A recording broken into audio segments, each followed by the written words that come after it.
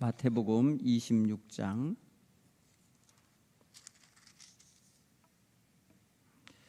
1절부터 13절까지 읽겠습니다.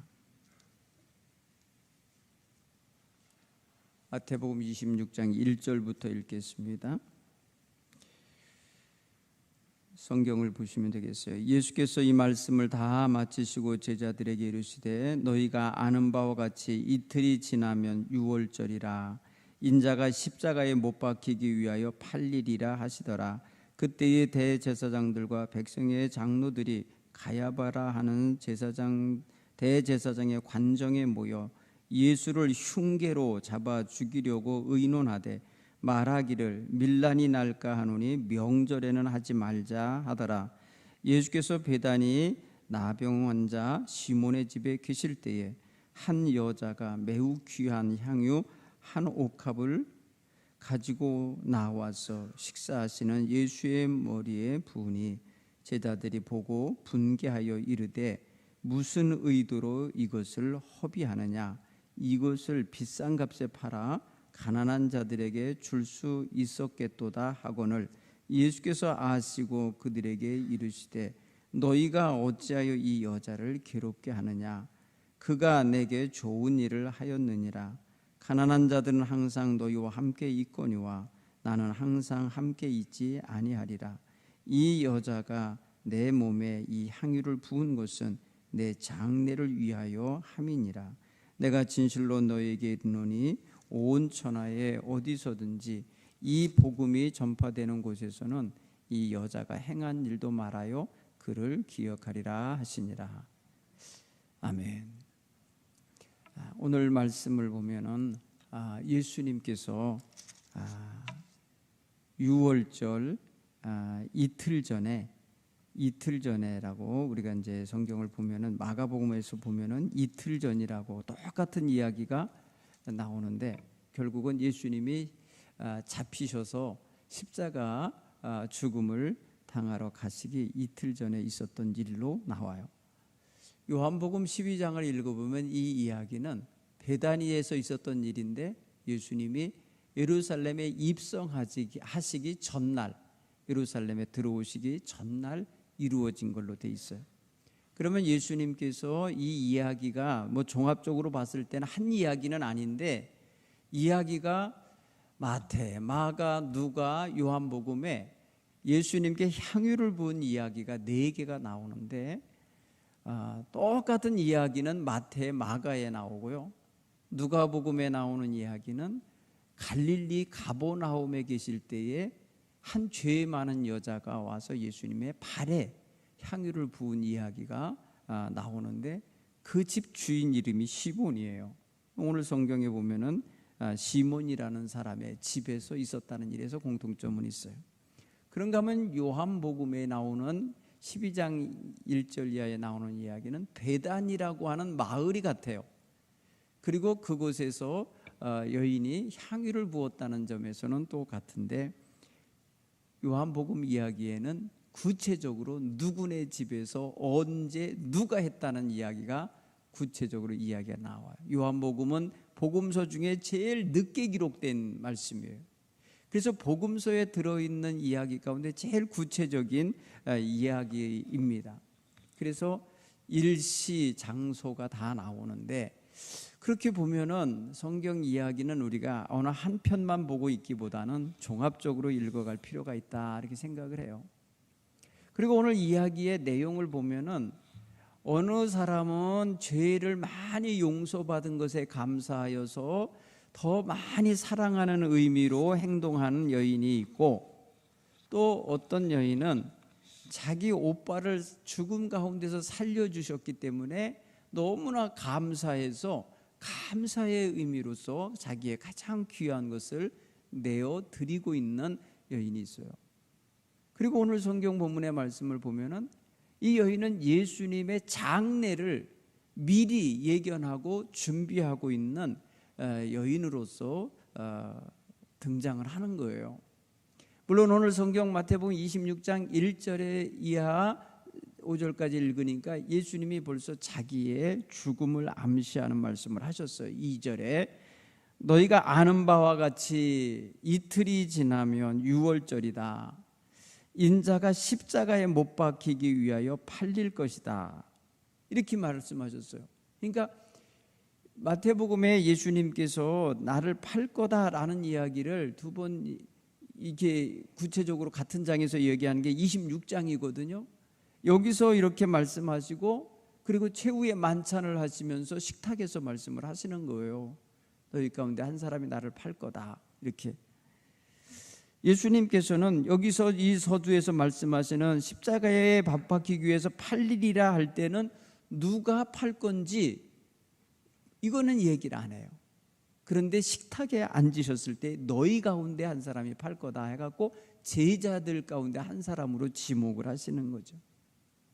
어쨌든 예수님은 지금 이제 죽음의 이 궁지로 몰려가고 있는 분위기를 말씀하시는데 이틀 전이라는 거예요. 이틀 전.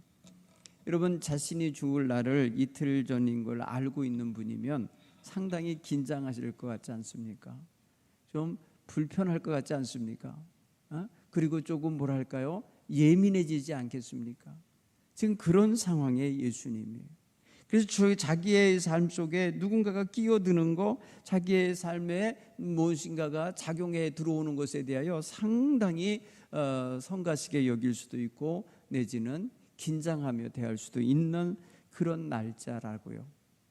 근데 예수님이 지금 한 사람의 집에 초대를 받아서 식사를 하러 들어가신 격이 된 거예요. 사실 저 같으면 이런 날짜쯤 되면 밥 먹을 맛도 안 날 것 같아요. 누가 오란다고 해서 갈 것 같지도 않아요. 그렇죠? 어딘가 조용히 있어서 삶을 정리할 것 같지 이렇게 뭐 사람들 많이 복적되는 데 들어가서 밥 먹으러 가고 막 그럴 것 같지는 않거든요. 근데 예수님은 전혀 그런 거에 연연하지 아니하시고 응하셨어요. 네, 응하셨다는 것을 알 수 있어요. 그래서 그곳에 들어가서 또 그 사람이 또 어떤 사람이냐면 나병 환자라고 표현했어요. 나병 환자. 나병 환자는 어떤 사람입니까? 문둥병자입니다. 문둥병자.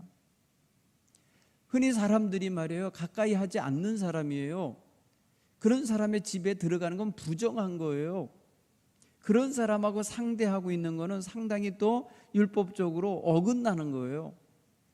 그런데 그런 사람이 예수님을 초대하신 것 같고요. 그런 사람의 집에 예수님이 들어가신 거예요. 상당히 그런 면에서 보면 예수님은 지금 파격적으로 행동하고 있다는 걸 알 수 있어요. 이런 예수님 앞에 지금 한 여인이 초대받지 않은 여인이 찾아온 것입니다. 이런 자리에 와갖고 이 여인이 지금 다짜고짜 예수님 식사하고 있는 예수님의 머리에 향유를 부었다는 거예요. 여러분 예수님의 머릿결이 좀 길어가지고 축 처져 있으니까 뒤로 와가지고 거기에다가 기름을 부을 수 있죠. 그런데 여러분 사실 밥 먹는 자리에 여자분이 말이에요. 초대받지 않은 분이 와가지고 한 남자의 머리에 기름을 부은다는 이 상황 자체가 좀 이해가 안 되는 상황이잖아요. 보통은 이게 보통 그런 상황이 아니에요. 기름은요 다 몸을 씻고 난 다음에 이제 마지막 화장하듯이 단장할 때 하는 것이지 이렇게 밥 먹다 말고 말입니다. 밥 먹는 현장에서 하는 일이 아니거든요. 이게 그러니까 보통 일이 아닌 거예요. 이게 지금 여느 일이 아니에요. 이상한 일인 거고 그 다음에 또 이거는 평범한 일이 아니고 특수한 일인 거예요. 이런 상황이니까 사실 사람들이 다 당황했을 거예요. 그리고 조금 찍어 바르는 향수로 이렇게 바르듯이 바른 게 아니고 그냥 들이부은 거예요. 병 하나를 그냥 딱 열어서 부은 거라고. 여러분 식용유병 하나 열어갖고 그냥 들이부었다고 생각을 해보세요. 이게 정상이 아닌 거예요. 머리가 떡칠이 되는 거죠. 한마디로 그냥 끈적끈적한 기름이 말이에요. 머리에 줄줄 흐르게 만드는 거예요. 대책이 안 쓰게. 지금 이런 상황이 벌어졌을 때에 사람들이 제자들의 반응을 보세요. 제자들은 너 지금 무슨 짓 하는 거냐고 하면서 막 꾸짖어서 내쫓지 않고 그냥 분해합니다. 오늘 성경 본문에 보면은 8절에 제자들이 보고 분개했다. 분개했다. 이 의미는 또 뭐겠어요? 왜 분개합니까? 여인이 하는 일을 초대받지 않은 여자가 갑자기 들어와가지고 자기 스승의 머리에 그냥 떡칠을 하면서 기름을 발라놓으니까 화가 났을 수도 있겠죠. 그런데 그거에 대한 언급은 없어요. 그것 때문에 화낸 것 같진 않고 뭐라 하냐면, 아니 그 비싼 것을 그래 한 번에 그렇게 다 버리는 여자가 어딨냐고, 허비하느냐고, 가난한 사람들을 위해서 팔아서 차라리 나눠줬더라면 좋았을 것 아니냐, 뭐 이런 식의 계산을 하는 거예요. 여러분, 경제적인 논리와 경제적인 산법을 가지고 지금 이 제자들은 화를 냈다는 거예요. 그리고 예수님에게 이 여인은 온전히 초점을 맞추고 하는 행동인데, 이들은 마음에 예수님이 아니라면 가난한 사람들을 생각하는 마음으로 갖고 있다는 거예요. 요한복음에도 이런 일이 벌어지는데요, 그거는 돈꾀를 관리하던 가룟 유다가 그랬다고 그래요. 그래서 300데나리온짜리라고 계산까지 해냈어요. 그리고 그것을 낭비요, 허비요, 그러니까 쓸모없는 짓을 한 것으로 이렇게 해버렸어요. 자, 여기 분개하고 있는 제자들의 모습에는 분명히 계산법이 들어가 있어요. 여러분, 돈 때문에 행동하는 것에 대한 평가가 나온 거예요. 본질은 못 보고 그 바운다리, 그 테두리에 있는 이야기를 보고 지금 그것만 가지고 생각하는 거예요. 이 여인의 의도나 이 여인의 마음은 몰라요. 너 무슨 의도로 이것을 허비하느냐 그랬어요. 무슨 의도로. 그러니까 우리는 그냥 쉽게 생각해서 가볍게 생겨서 너 무슨 생각으로 이렇게 허비하느냐 이렇게 물어보는 것도 되죠. 너 왜 이래? 라고 물어보는 것일 수도 있겠죠. 그런데 오늘 분개하면서 무슨 의도로 이것을 허비하느냐 하면서 그 의도니 허비니 이런 단어를 쓰고 있다는 것에 조금 이 여인에 대하여 굉장히 부정적인 시각을 갖고 있구나라는 걸 느낄 수가 있어요. 부정적인 시각을 갖고 있구나. 그런데 예수님은 이 여인의 행동, 이 여인의 마음, 이 여인의 행한 행동의 의미, 이거를 다 다르게 보고 계시다는 거예요. 제자들의 눈과 다르게 보고 있어요. 그렇죠? 이 여인을 너희 왜 괴롭게 하느냐, 지금 그렇게 말하는 행동, 그렇게 처신하는 행동, 그 사람을 향하여 분개하는 이런 건 여자를 괴롭게 하는 거라고 읽으셨어요. 괴롭게 하느냐. 그리고 이 여인이 하는 행동의 가치를 허비로 보지 않으셨어요. 허비를 보지 아니하시고 내게 좋은 일을 행한 것이다, 좋게 받아들이고 계셔요. 좋게 여기 해석하고 계세요. 이 여인의 행동이 지금 허비하는 행동, 미련한 행동, 낭비하는 행동, 계산법을 모르는 여인의 행동으로 치부하지 않았어요. 나를 위하여 아주 좋은 일을 하고 있는 여자다 하며 이 여인의 행동을 긍정적이고 가치 있고 이 여인의 궁극적인 목적을 읽어내고 계세요.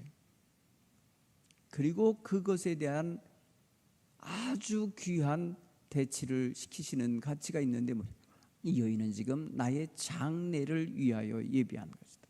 장례를.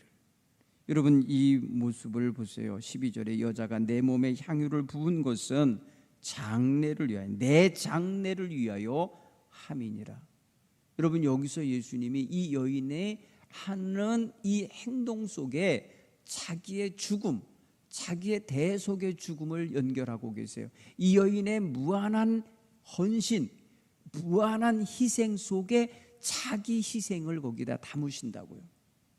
이 여인의 그 향유, 얼마나 향기가 났겠어요. 그 향유 속에 이 예수님의 죽으심, 모든 사람들을 위한 대속의 죽음을 거기다 얹으시는 거예요. 이렇게. 여러분, 이게 얼마나 중요한 이 일치, 여인의 행위를 가치 있게 자신의 대속의 죽음과 연결해 주고 계신가를 보십시오. 여러분, 우리가 작은 몸짓 하나, 행동 하나, 주를 위하는 헌신 하나가 예수님의 십자가의 죽으심과 딱 연결되게 된다면 이보다 더 가치 있는 헌신이 어디 있습니까? 주님께서 그렇게 읽어내 주시고, 그렇게 해석해 주시고, 그렇게 의미 부여를 해 주시고, 그렇게 받아들여 주실 수 있는 헌신을 할 수 있으면 얼마나 좋겠냐는 거예요.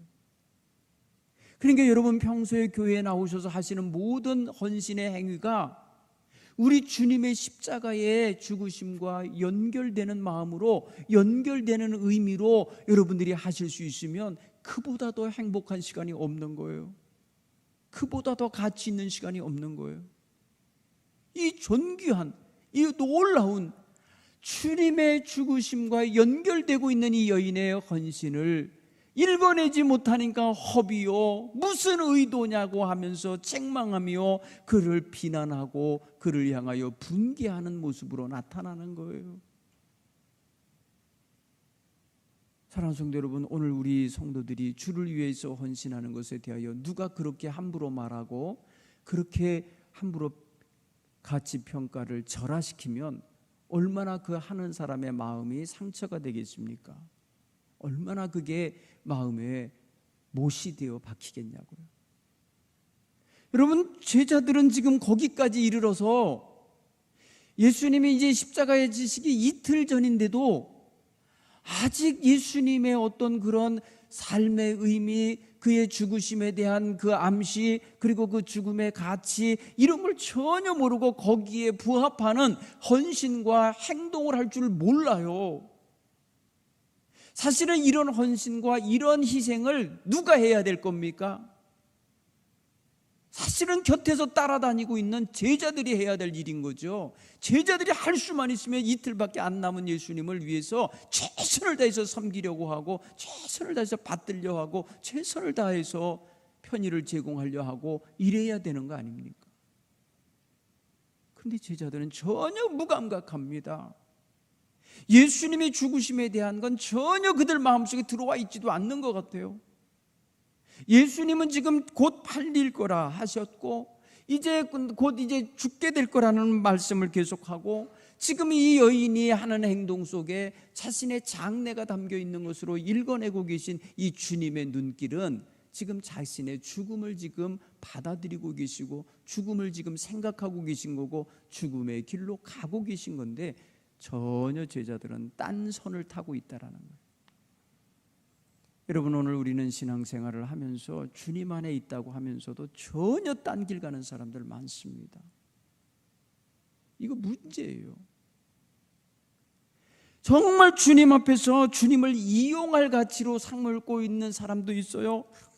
주님을 자기의 수단과 방법으로 삼으려고 하는 사람도 있어요. 주님의 어떤 인기와 주님의 그 어떤 명성에 편승하여서 원님 덕에 나팔이나 불려고 하는 그런 태도를 가지고 따르는 이들도 있었던 거예요. 주님을 통하여서 영광의 자리에 좌우편에 앉고 싶은 생각을 갖고 있었던 거예요.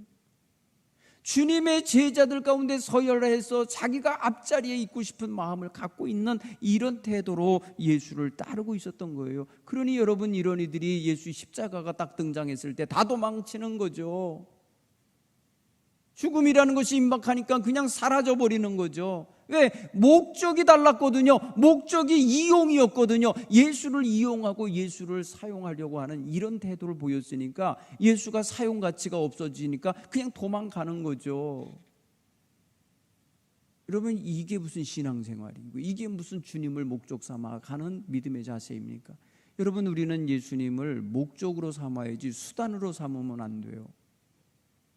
우리가 지향하는 초점이 예수님이어야지, 예수님을 내가 어디로 가는데 내 목적 이루는 집 사고 아니면 무슨 병 낫고 아니면 성공하는 데 수단으로 사용할 예수님 도구로 사용하려고 그러면 안 돼요.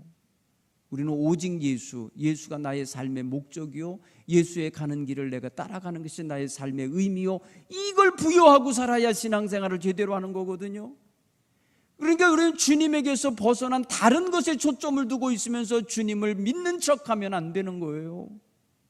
주님을 온전히 따르는 척하고 있으면 안 되는 거예요. 주님이 목적이 되셔야 되는 거예요. 여러분, 그 성경은 바로 그 다음에 무엇이 나오느냐면 예수 제자의 배신이 나와요. 이 여인의 아주 고귀한 헌신 다음에 어쩌면 이렇게 비교가 되는 걸 써놨을까요?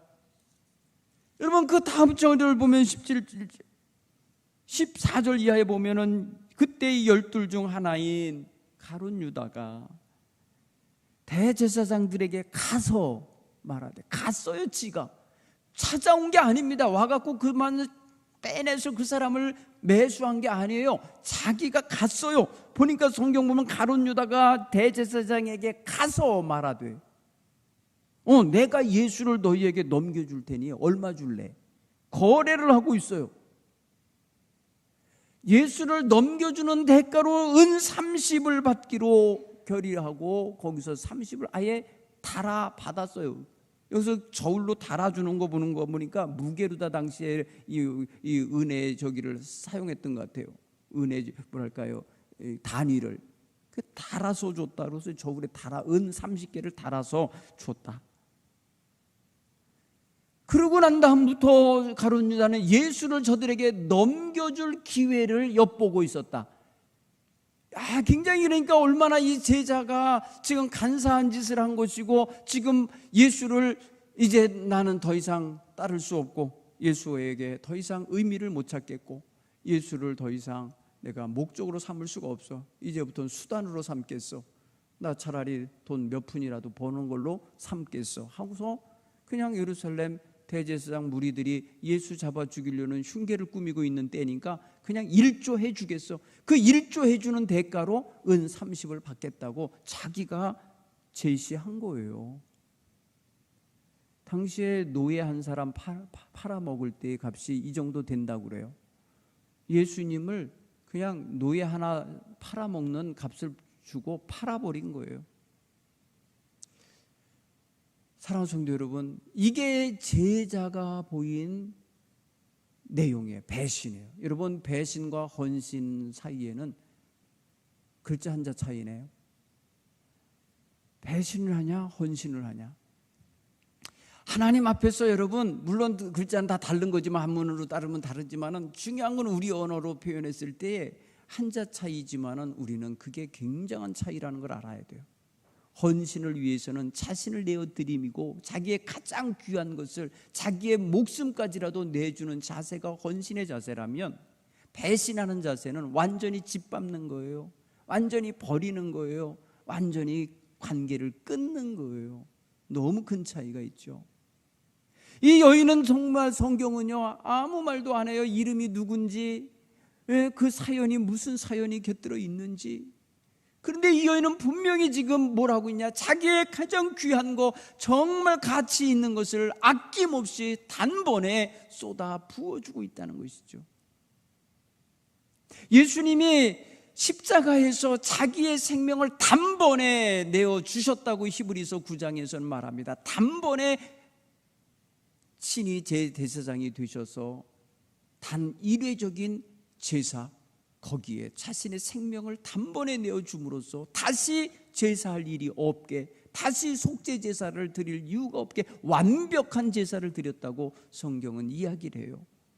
여러분, 여기에 예수님의 단번에 내어드리는 몽땅 나 내어드림이요, 이 여인이 내어드리는 향유는 몽땅 내어드리는 향유예요. 이것을 주님은 지금 보고 계신 거예요. 어떤 형태가 됐든지 우리가 주님 앞에 몽땅 드리는 마음을 가지고 헌신하는가, 한번 우리 스스로를 점검할 수 있는 이런 고난주간이 되기를 바랍니다. 한번 이 시간 마음에 생각하시며 기도할 거예요.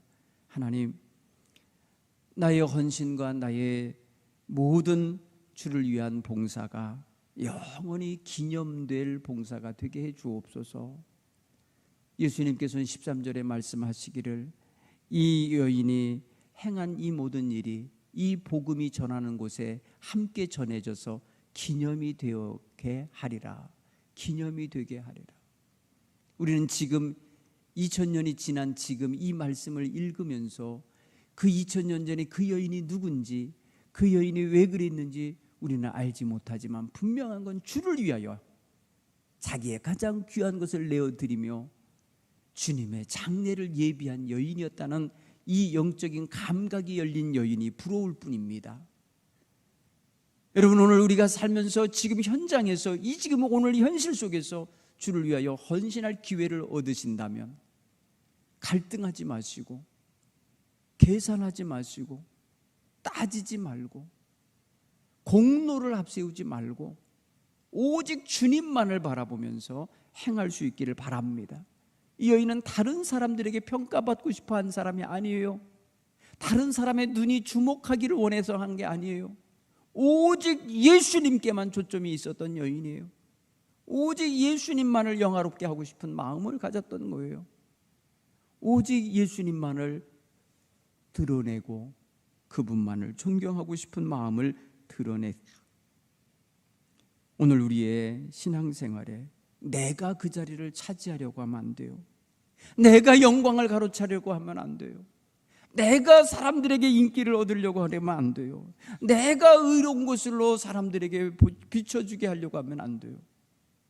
우리는 사나 죽으나 주를 위하여 살아야 될 존재임을 온전히 드러내고 고백할 수 있는 그러한 헌신자들이 되어야 할 줄 믿습니다.